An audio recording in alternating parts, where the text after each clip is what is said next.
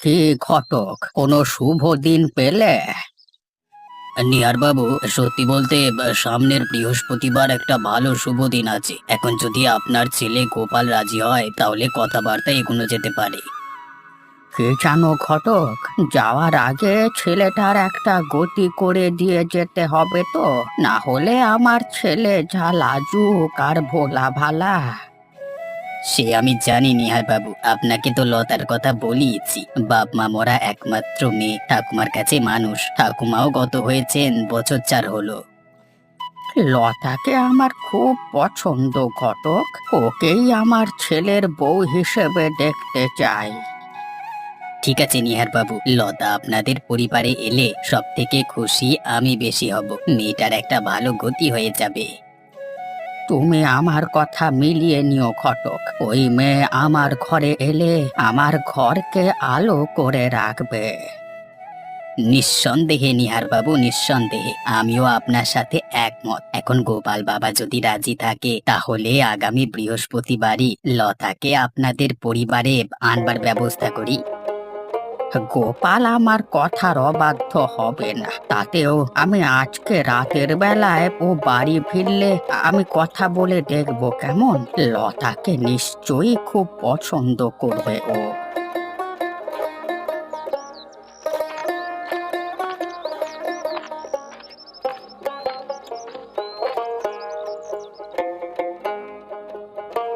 বলি কি হে লতা, করছোটা কি?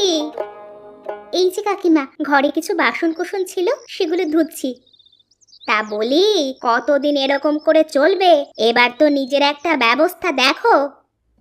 কি ব্যবস্থা দেখবো কাকিমা, আমি নিজে যতটুকু পারি ততটুকু সংগ্রহ করে নিজেই খাই, কারোর তো অসুবিধা করি না আমি। বলি, এই অসুবিধা আমাদের অন্যদিকে। কি অসুবিধা কাকিমা?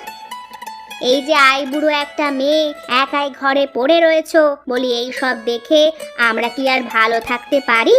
আমাদেরও তো একটা চিন্তা আছে নাকি? কাকিমা, আমাকে নিয়ে অত চিন্তা না করলেও হবে, আমি আমার দিকটা বুঝে নিতে পারি।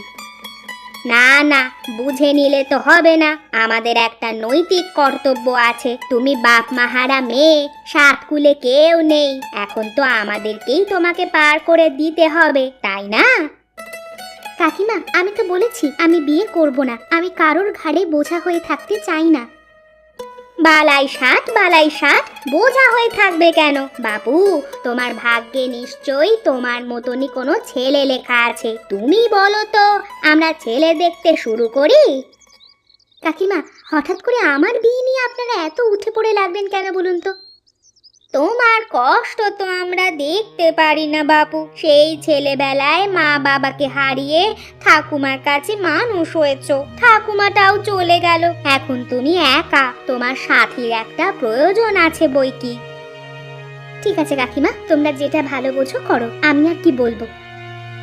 এইটাই তোমার মুখ থেকে শুনতে চাইছিলাম। ঠিক আছে, আমরা কাল থেকেই তোমার জন্য একজন সুপাত্র খুঁজবার চেষ্টা করছি, কেমন?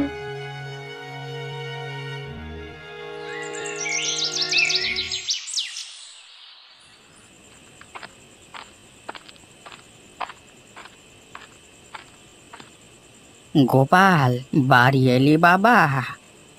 হ্যাঁ বাবা, এই সবেমাত্র এসে পৌঁছালাম। তোমার শরীর এখন কেমন আছে?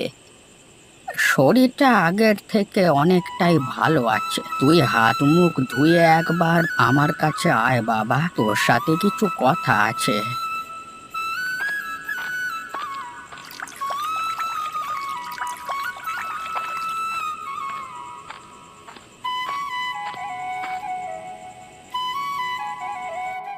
হ্যাঁ বাবা, বলো কি বলবে আমাকে। বাবা গোপাল, আমার শরীরের এই তো অবস্থা, আজ আছি কাল নেই। তোকেও সারাদিন কাজ থেকে ফিরে রান্না চড়িয়ে তারপর খেতে হয়। তোর এই দুঃখ আমি আর সইতে পারছি না রে বাবা। না বাবা, আমি তো বেশ আছি, আমার তো কোনো অসুবিধা হয়নি। কিন্তু বাবা, আমি তোকে না জানিয়েই তোর বিয়ের জন্য এক পাত্রী দেখে বসে আছি। এখন তুই যদি রাজি থাকিস তাহলে আমার ছেলের বৌমা দেখবার শখটা আমার মিটে যায়। তুই না করিস না বাবা?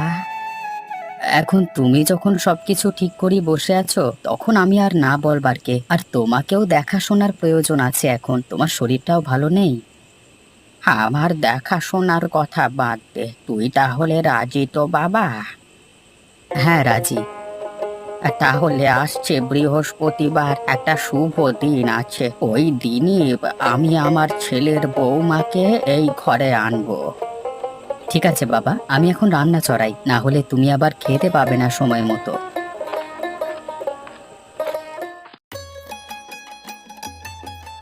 আমাদের মেয়েকে একটু দেখে শুনে রাখবেন, ছোট থেকেই একলা একলা মানুষ, এখন একটা পরিবার পেয়েছে, আশা করছি ওর সুখের দিন ফিরে আসবে। আপনি কোনো চিন্তা করবেন না, লতা মা আমাদের ঘরের লক্ষ্মী হয়ে থাকবে। আজ থেকেই আমাদের ঘর সম্পূর্ণ হলো। তাহলে রাজ্যটুকটা কেমন হয়েছে বলুন? অতি উত্তম, অতি উত্তম।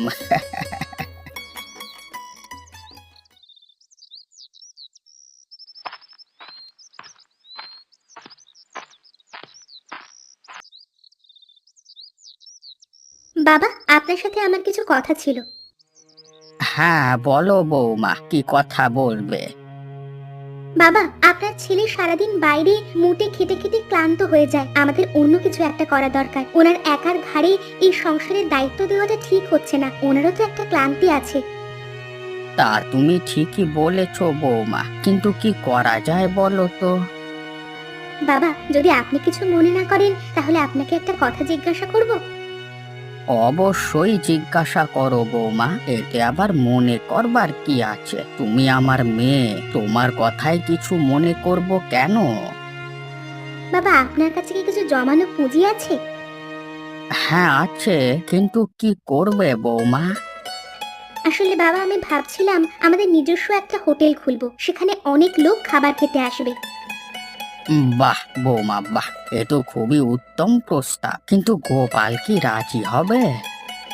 ওকে রাজি করানোর দায়িত্ব আমার, আপনি রাজি হলেই হবে। আমি রাজি বৌমা, আমার সমস্ত জমানো পুঁজি আমি তোমার হাতে তুলে দিতে প্রস্তুত। ঠিক আছে বাবা, আজকে ও বাড়ি আসুক, আমি তারপর ওকে সমস্ত কথা বলবো।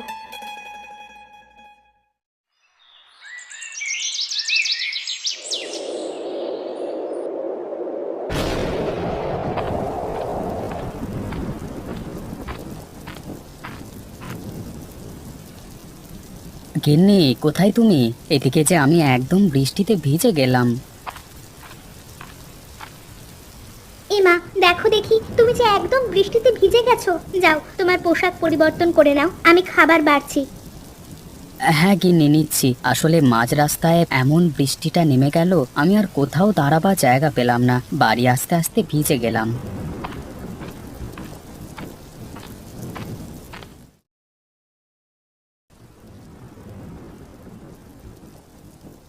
উম, হুম হুম, বাহ গিন্নি বাহ, তোমার হাতের রান্না সত্যিই খুব সুন্দর।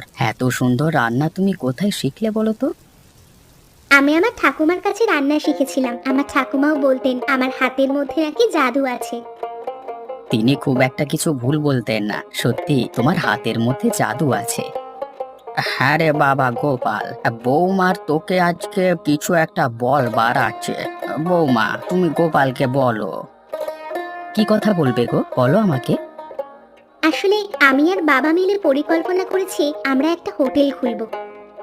হোটেল খুলবে? কিন্তু তুমি কি একা হোটেল চালাতে পারবে? আমি একা কেন চালাবো, তুমি আর আমি দুজনে মিলে সকাল থেকে সন্ধ্যা পর্যন্ত হোটেলে থাকবো। কিন্তু আমার মোটে বইবার কাজটা কে করবে? ওই কাজটা তুমি ছেড়ে দাও, সকাল থেকে সন্ধে পর্যন্ত খাটাখাটনি করে তুমি ক্লান্ত হয়ে যাও, তার চেয়ে আমাদের নিজস্ব হোটেল খুলে সকাল থেকে সন্ধ্যা পর্যন্ত যদি আমরা সেখানে থাকতে পারি, আমরা অনেক রোজগার করতে পারবো।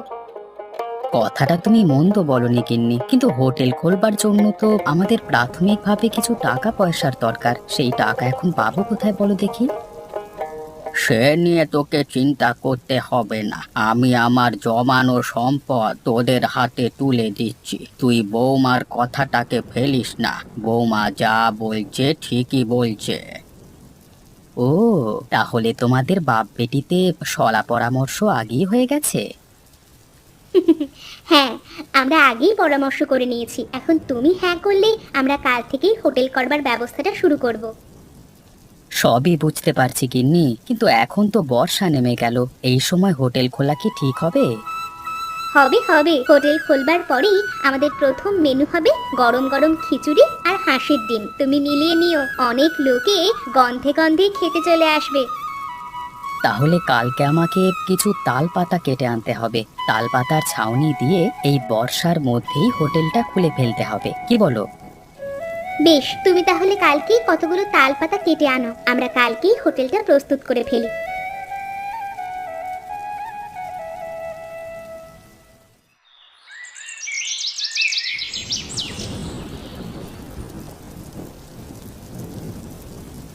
গিন্নি, আমি তাল পাতা কাটতে চললাম। ঠিক আছে, সাবধানে যেও আর তাড়াতাড়ি ফিরে আসবে, কেমন?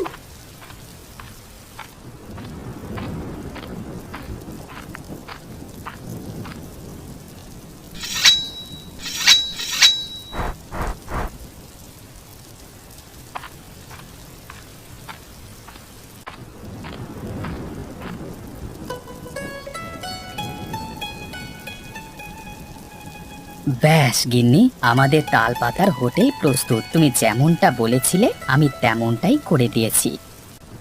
হ্যাঁ, এখন শুধু কালকে সকাল হওয়ার অপেক্ষা। কালকে থেকেই আমাদের তাল পাতার হোটেল বর্ষার বৃষ্টির মধ্যেই শুরু হবে। চলো বাবাকে গিয়ে খবরটা দিই, বাবা নিশ্চয়ই খুব খুশি হবেন। তুমি যদি না থাকতে গিন্নি, তাহলে বোধহয় আমি কোনো দিনই এই পরিকল্পনাটা সার্থক করতে পারতাম না। ঠিক আছে ঠিক আছে, এখন ভালোই ভালোই আমাদের হোটেলটা শুরু হোক। চলো ভেতরে চলো।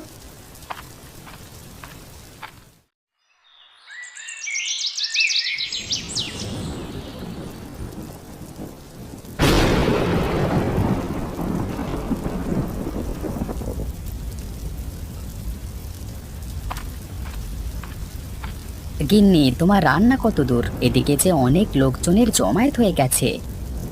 এই যে আর হয়েই এসেছে, মাত্র কিছুক্ষণ লাগবে।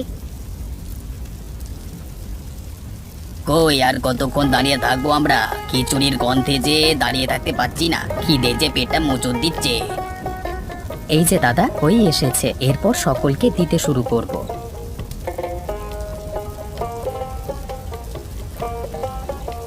বাহ, এই যে অপূর্ব স্বাদ! এই বৃষ্টির দিনে গরম গরম খিচুড়ি আর ডিম ভাজা একেবারে অন্যরকম লাগছে। তা যা বলেছো, এত সুন্দর খিচুড়ি আমি আগে কোনোদিন খাইনি। আর একটু করে দাও না গো গোপাল আমাদেরকে। হ্যাঁ দাদা, দিচ্ছি।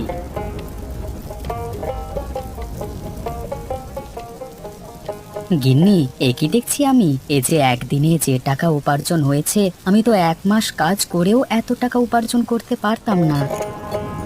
বললাম না, আমাদের হোটেল থেকে নিশ্চয়ই আমাদের অনেকটাই লাভ হবে। এ কি বাবা, তুমি হাঁটতে পারছো? হ্যাঁ রে বাপ, এই বর্ষায় তাল পাতার হোটেল দেখবার লোভ আমি সামলাতে পারলাম না। তোরা যখন এত কষ্ট করে হোটেল প্রস্তুত করে লোকজন খাওয়াতে পারিস, তখন আমি ভাবলাম একবার দেখি না হাঁটতে পারি কিনা।